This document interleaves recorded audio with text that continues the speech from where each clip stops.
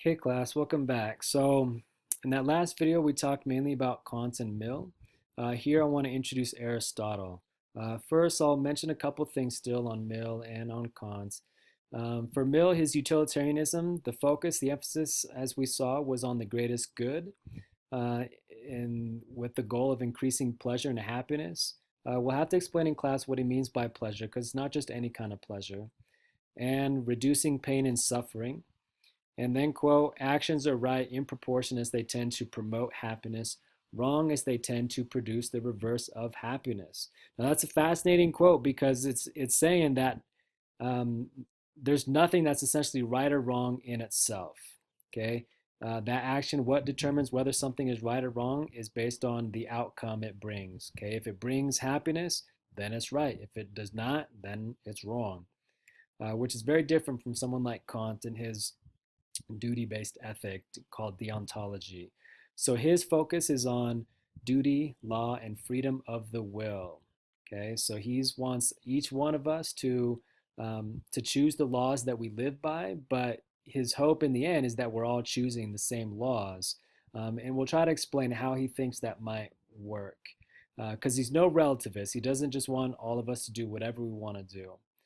So his emphasis, part of it is that our interests, inclinations, desires, etc., are irrelevant. They do not matter. Intent matters, and consequences do not. The outcome of our actions, um, they don't matter. Okay, that's what our intent was, what we tried to do. And the emphasis, this thing about the categorical imperative, we'll explain that more in class. And treat people and yourself as an end, and not as a means to an end. And I think we kind of saw how that could potentially work in the little ethical example, ethical dilemma we talked about. But then there's Aristotle. So his is known as virtue ethics because, well, he wants us to focus on developing virtues, that we should reason according to the good and find the mean between the extremes of excess and deficiency. And then, quote, the good for man is an activity of soul in accordance with virtue. So I'll walk through these and kind of explain what he means by some of this. So, first, why virtues? One, because exercising virtues is the function of man. Two, virtues are what will make us happy. Three, happiness is the good that we all seek.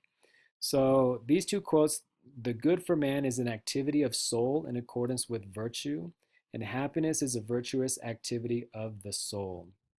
Okay, so in other words, he thinks that what makes us all happy is exercising and developing virtues. He does agree certainly with Mill that in the end, what we all want is to be happy, but he would certainly disagree with kind of how we bring that about because Aristotle's focus is on developing the virtues, and that this is our function, essentially our purpose as humans. Now, here's this. So the virtue is the mean between excess and deficiency. So you'll come across these words in the reading where he talks about that there's this kind of midpoint between excess and deficiency, and that midpoint is the mean, and that mean is the virtue. That's what we need to find when we're making decisions. Now look at this. So for example, courage is a virtue.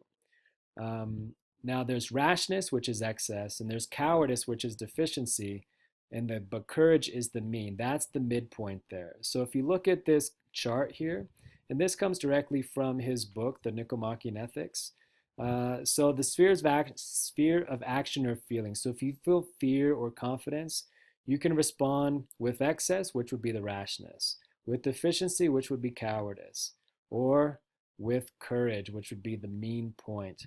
But there's other examples here. I kind of like this one with self-expression. You kind of have that, I don't know, action or feeling. You can respond with boastfulness, or mock modesty, understatement, or with truthfulness. You can just be very accurate with who you are and what you do and whatever. And that's the mean. That's the virtue. Okay. We can look at some of these other ones in class as well and talk about them. Now, developing virtues, how do we do it? How do we develop virtues? So, being virtuous, he says, is a disposition. Quote, like activities produce like dispositions. In other words, the emphasis here, the focus is on activities. Actions are what bring about the virtues, which makes sense, right? Um, and so, what he talks about is that we need to be constantly developing habits, trying to find out what is the virtuous thing to do. And as we do that, we essentially create a virtuous disposition. You'll also notice in the reading there's a part where he talks about that virtues are not um, it's not a feeling or in some other option he gives. And so he's not blaming us for feeling fear or cowardice or whatever, but the emphasis is on the action itself, and that action is the disposition. And he says it's difficult business to be good because in any given case it is difficult to find the midpoint, to find exactly that virtue and that we should exercise. In other words, practice, practice, practice. This takes a long time. It's not something that comes automatically for most people. And so he recognizes that this is, it kind of takes a lifetime here. And so, but he gives us some kind of pointers on how to try to get it right.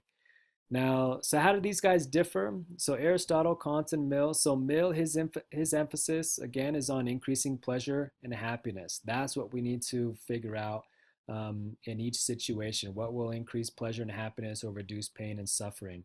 Again, very different from Kant, who says we need to find what is right and always do that, no matter what, whether it brings happiness or whether it brings pain and suffering. You do the right thing, and that is the moral decision. Aristotle, in contrast, you need to find out what is virtuous. Look at a situation, kind of analyze it, and find out what the virtuous action would be to do in that situation. And then, constantly throughout life, you're working to develop the virtues.